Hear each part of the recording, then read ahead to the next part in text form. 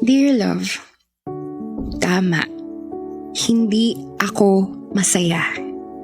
Ipakiramdam ko hindi ko deserve ang lahat ng mga bagay na nangyayari sa buhay ko. Hindi dahil sa ayaw kong maging isang breadwinner, kundi dahil wala akong mapagsabihan ng kung ano nga ba ang ginagawa ko. Kahit pa yung matalik kong kaibigan na si Luisa, siguro nararamdaman ko yung existential crisis. Nakakapagod. Sana nag-aaral lang ako. Sana hindi ako ang nag-iintindi kung may pagkain bang ihahain sa mesa si Mama para sa amin. Gusto kong isigaw yung inis ko. Bakit nga ba ako naging panganay? Sa murang edad na 17, ay namulat na ako sa katotohanang hindi kami mayaman.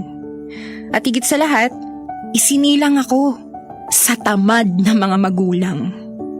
May 5 kapatid na kailangang tustusan, ang mga bayarin na sumasabay sa paglaki ng aking kita. At kung paano ko yan napupunan lahat?